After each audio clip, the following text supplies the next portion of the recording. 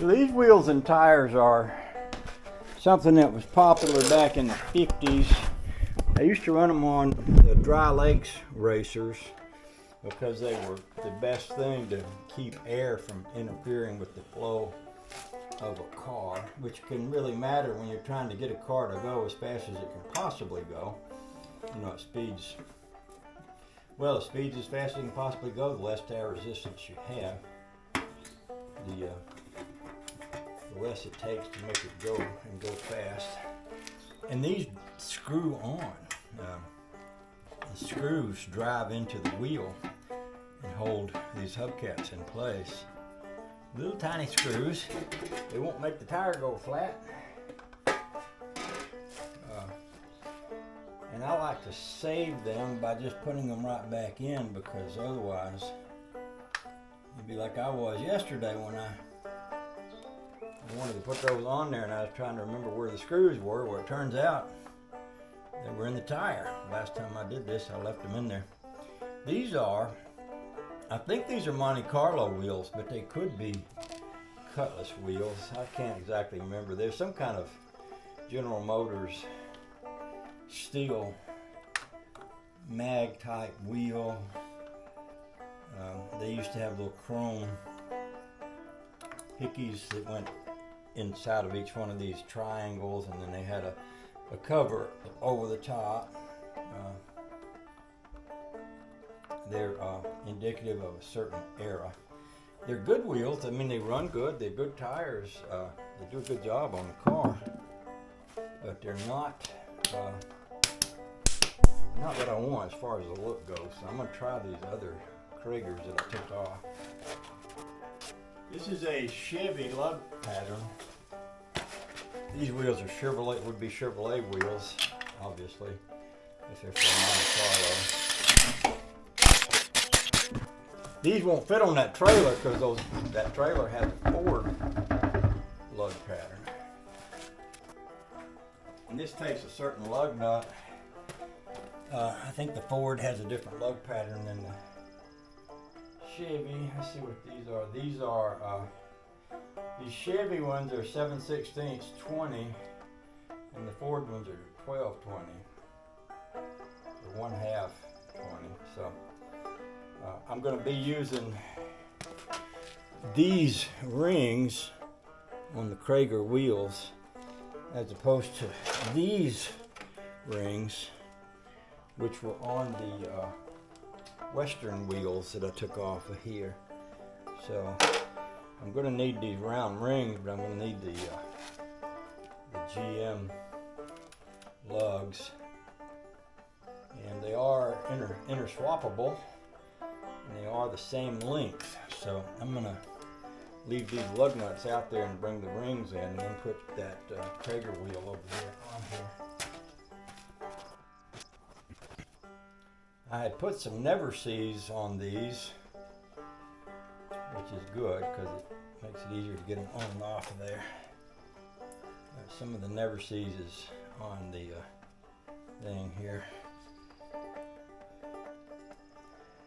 I'm just going to wipe off the excess. Sometimes when you're messing with these old wheels, it's a little tricky to match up the lug nuts and the rings and everything. See, these Cragars and these Westerns are multi-use wheel. They'll fit Ford or Chevy, but you have to have that washer on there. These are the Cragars. The Cragars are wider. These are 8-inch wheels, I think. It might be 10. They're wider, but I'm hoping they'll still do what I want them to do here. These are a little fussy. You have to use some care when you're putting these on. It's very easy to have them not really line up just right.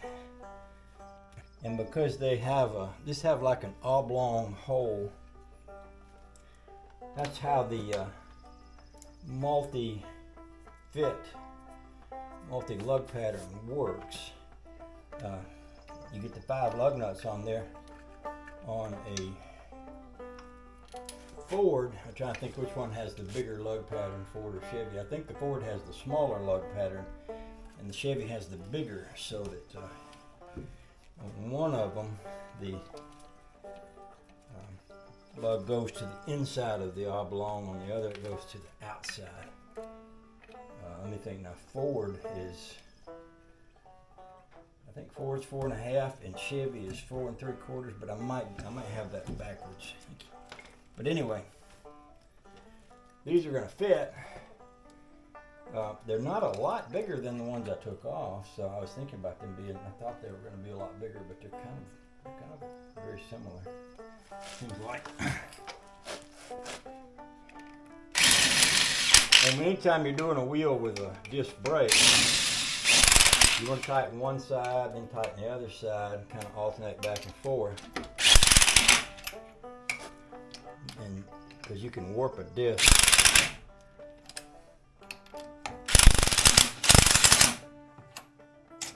I don't know if discs warp as easily as they used to. That used to be a really big deal. Right here. I might need to get down the aisle up on that level. Oopsie. Knocked y'all over. These things happen.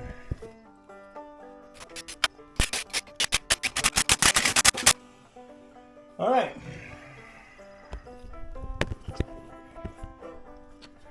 These are pretty dusty, but there's one side. Spider webs, yeah. I'll clean it up though. I'm gonna clean it up in a little bit. All right, let's go to the other side. I've been saying I need to clean my shop up for about a month now. I am actually going to do that at some point. Probably when I get this out of here.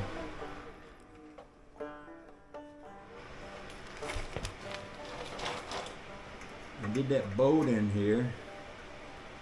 Well, before I did the boat, I did something else in here. Get this done.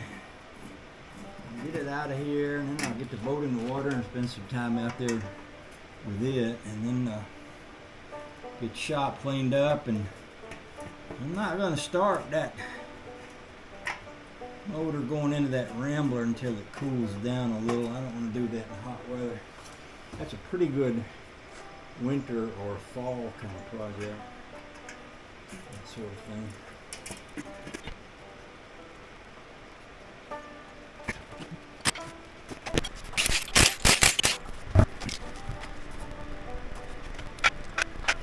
Probably ought to go ahead and put some Never Seeds on these ones while I got them off. Let's do that. Should have done that on the other side, but oh well. Next time. We'll get it next time.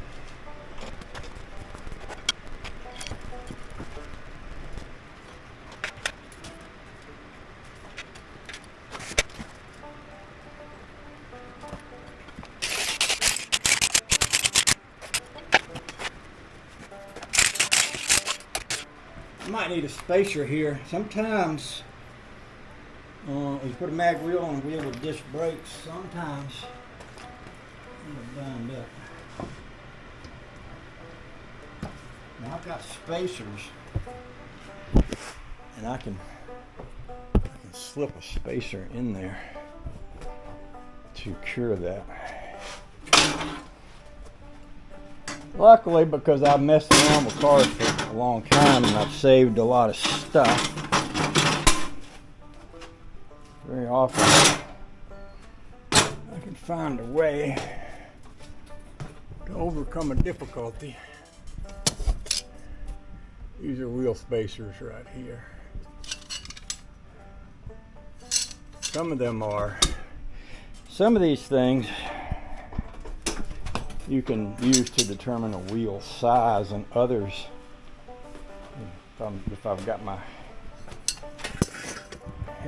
thought pattern right, can be used as a spacer.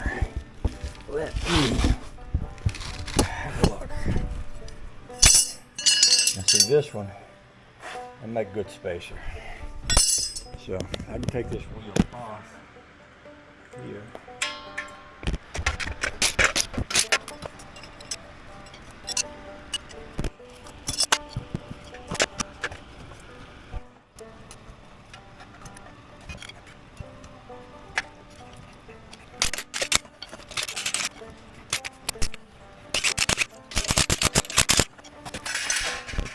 All right, let's go back out there and put on the